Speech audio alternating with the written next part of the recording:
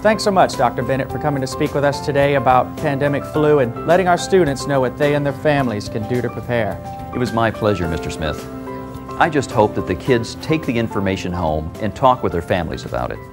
The more people we can share this with, the more prepared Georgians will be the next time a pandemic occurs. I think the kids learned a lot today. In fact, I learned a lot too. I guess I thought all this talk about pandemics and bird flu was a bit over-exaggerated. Oh, I understand.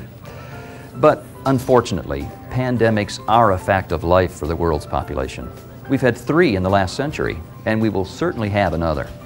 The hard part is that we can't predict exactly when or exactly how severe the next pandemic will be.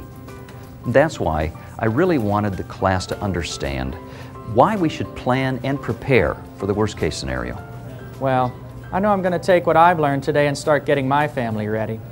Thanks again. Oh, anytime, Mr. Smith.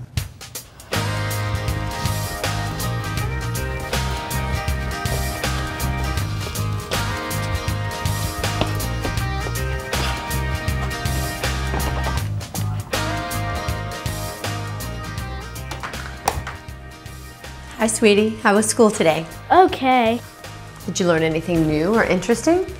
Oh yeah, today in Mr. Smith's class, a doctor came in from public health. He talked about the pandemic flu. It was really cool.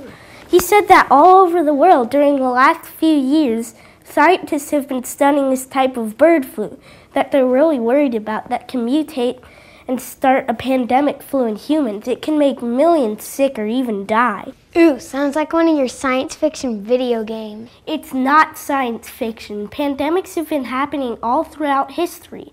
There was this real famous one called the Spanish flu that happened in 1918. It actually killed millions of people. Here, look. The doctor said we should ask our parents if they ever remember their grandparents talking about the Spanish flu. Actually, now that you mention it, I do remember my grandmother telling us about the Great Flu when she was a kid. One of her older sisters actually died. It seems like the whole neighborhood or the city became sick within a few days. And a lot of people died. And not just older people, but kids and even younger adults. So when's this bird flu supposed to come to America and make us all sick? Duh, not bird flu, pandemic flu. There's a page in here